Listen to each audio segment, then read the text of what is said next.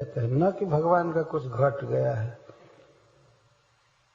कोई सोच सकते हैं कि भगवान कहते हैं कि सभी धर्मों को छोड़कर मेरी शरण में आओ तो शायद भगवान का कोई काम रुक गया है। आओ, भगवान दिखा दिए अर्जुन को, तुम नहीं भी लड़ोगे तो ये सब मारे गए हैं, देख लो।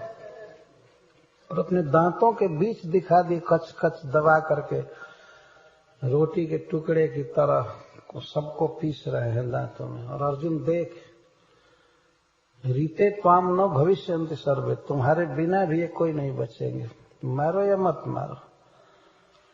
मैं कह रहा हूं कि धनुष उठाओ, यश ले लो, तो कहते हो नहीं करूंगा, नहीं करूंगा। नहीं करोगे तो क्या तुम्हारी गरज है हमको?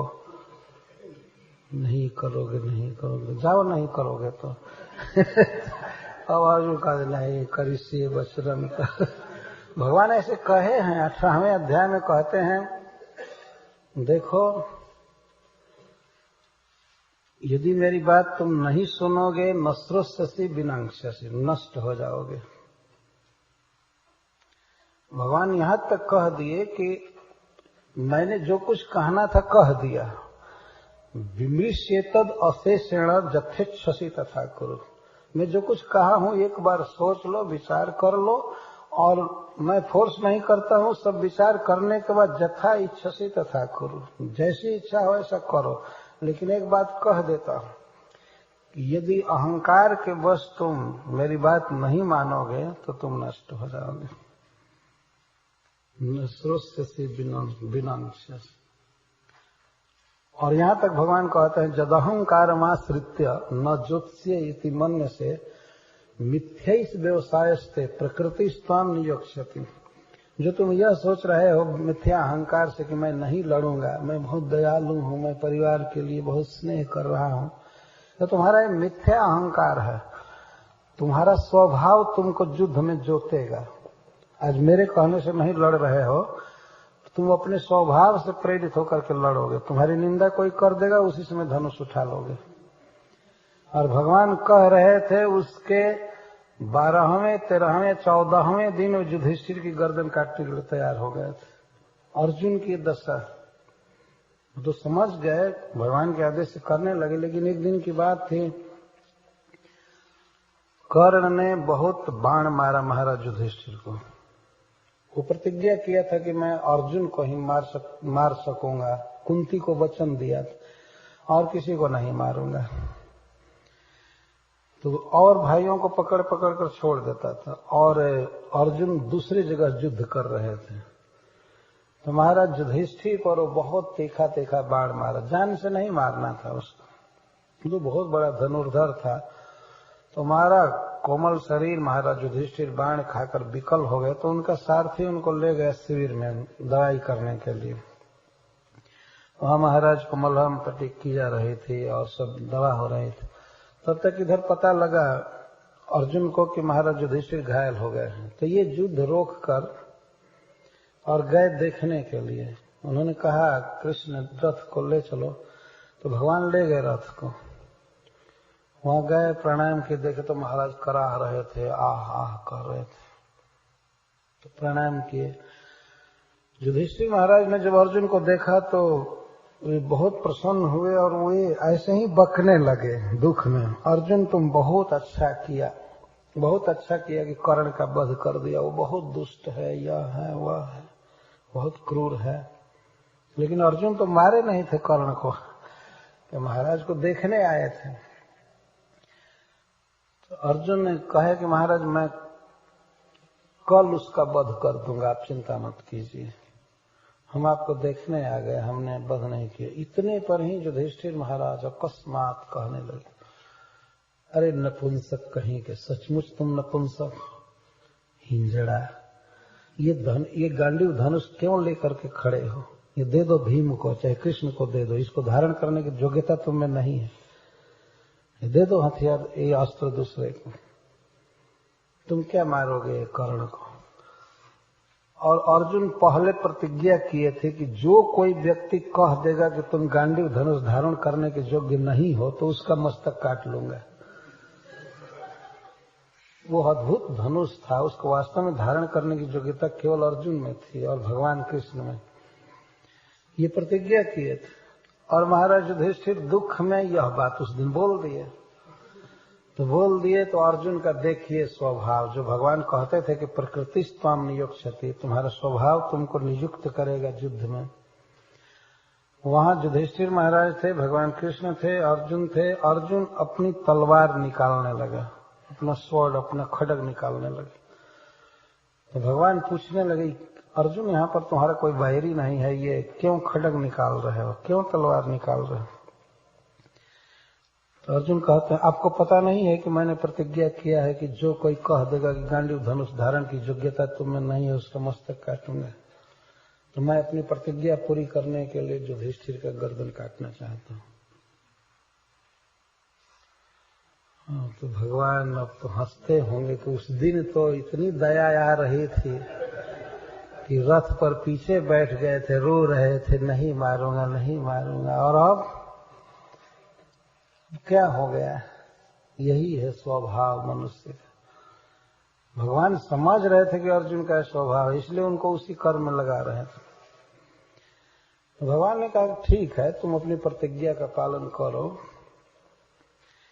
लेकिन देखो, बड़े लोगों का अपमान कर देना ही उनका वध करना है। जिनके चरणों की तुम पूजा किए हो, प्रणाम किए हो, गुरु के समान माने हो, पिता जैसा आदर करते हो, आज इनको तुम रेत उकार कर दो और कुछ से इनके बनावटी दुर्गुणों का वर्णन कर दो, बस इसी पर इनकी मृत्यु मानी जाएगी। और भगवान का संकेत पाते ही अर्जुन कहने लगे, मैं तो गांडीव धनुष धारण करने की योग्यता नहीं रखता हूँ, और तुम कायर कहीं के, अभी बाण सह करके युद्ध छोड़ करके भाग आए हो, क्या हमको तुम सिखाओगे? जुआड़ी कहीं के, तुम जुआ खेलते हो, तुम्हारे चलते हम लोग वनवास भोगे, द्रौपदी को दांव पर रखा, ये किया हो क्या? तुम तो क्षत्रिय हो ही नहीं, तुम तो ब्राह्मण हो। और इतना कहने पर महाराज युधिष्ठिर तो सन्न रह, और उनके मन में इतना दुख हुआ कि उसी समय खड़ा होकर के निकलने के लिए तैयार हो गए। उन्होंने कहा, कृष्ण अब मैं जा रहा हूँ, मुझे राज्य नहीं चाहिए, मुझे कुछ भी नहीं चाहिए, अब मैं नहीं रहूंगा, चाहे युद्ध हो चाहे न हो, कुछ भी हो, मुझे नहीं रहना है। और इनके लिए युद्ध हो रहा था। तो भगवान फिर उनके चरण में गिरकर मनाने लगे कि वास्तव में आपका अपमान करना इसका उद्देश्य नहीं था, अपनी बात पूरी करनी थी, प्रतिज्ञा रखने के लिए ऐसा किया, ये किया, वो किया। तो फिर महाराज युधिष्ठिर मान गए। जब मान गए तो अर्जुन फिर तलवार निकालने लगे। भगवान ने पूछा, अब क्या कर रहे हो? तो कहे, मैं महाराज युधिष्ठिर को कभी ऐसा नहीं बोला था, इसलिए अब मैं अपनी जान मारूंगा, अब मैं जीवित नहीं रहा। कि महाभारत में एजिटीज एक कथा है। तो भगवान ने कहा, ठीक है, तुम अपना वध करो, आत्म प्रशंसा खूब करो, अपनी बड़ाई करो, अपने मुख से अपनी बड़ाई करना अपनी जान मारने जैसा है, आत्महत्या के समान है। तो अपनी बड़ाई, आत्मश्लाघा कर दो, बस तुम्हारा वध हो जाएगा। तब अर्जुन लगे भगवान का संकेत पाकर अपनी बड़ाई करने। मैं इसी शरीर से स्वर्ग गया था, इंद्र के बराबर आसन पर बैठा था, मैंने स्वयंवर में द्रौपदी को जीता, मैंने यह किया, मैंने वह किया, मैंने खांडव बनकर दाह किया, ऐसा किया, वैसा किया। तो दोनों मर गए, युधिष्ठिर और अर्जुन दोनों का वध हो गया। तो भगवान थे वहां, और उसके केवल 15 दिन पहले भगवान ये बात कहे थे, गीता सुना रहे थे। 18 दिन युद्ध हुआ था, तो 15वें दिन ये बात भगवान कहे अर्जुन से कि तुम्हारा स्वभाव तुमको युद्ध में लगाएगा।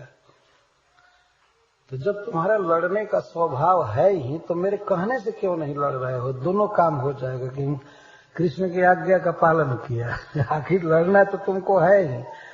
अभी कह देता हूं कि तुम रथ से उतर करके अगर जाओगे, कुरुक्षेत्र में जो दोनों सेना जुटी थी ना, अर्जुन का जोश आपने देखा था।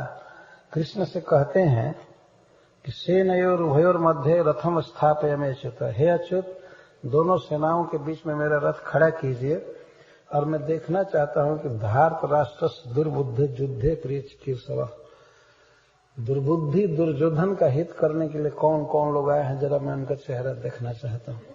एकदम युद्ध का उत्साह था, एस्टिमेट करना चाहते कौन कौन लोग आए हैं और किनके लिए कौन कौन बाण मुझे संभालना होगा, क्या करना होगा, एस्टिमेट करना चाहते। और ऋषिकेश ले जाकर के ऐसा नाटक किया, ऐसा उनके हृदय में प्रेरणा किए कि जो उत्साह था वो बिल्कुल ठंडा। ओ ये तो सब हमारे स्वजन हैं, ये मर जाएंगे, ये होगा वो होगा, मैं युद्ध नहीं करूंगा, रोने लगे। अभी तो तत्काल युद्ध का इतना उत्साह था कि कह रहे थे धृतराष्ट्र महाराज के पुत्र को दुर्बुद्धि कह रहे थे, जिसकी बुद्धि दूषित हो गई। ऐसे धृतराष्ट्र का, धृतराष्ट्र पुत्र का हित करने वाले कौन कौन लोग आए हैं उनके पक्ष। और जब देखे तो ठंडा पड़ गया, रोने लगे बिल्कुल। और भगवान कहने लगे, लास्ट में उनके कहने का आशय है कि अभी तुम रथ से उतर करके अगर जाओगे और उधर जो ही ताली बजा करके हाहा करेंगे तो तुम फिर धनुष उठाकर लड़ने लगोगे।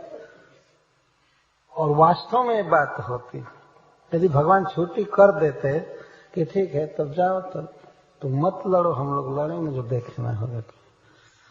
और अर्जुन अगर जाते तो उधर से ऐसी हास्यास्पद तालियां बजती कि फिर अभी तो अपनी प्रतिज्ञा पूरी करने के लिए युधिष्ठिर का वध कर रहे हैं ना। उस दिन क्या करते, जो लोग ताली बजाते पहले उन पर ही बाण मार करके खत्म कर देते।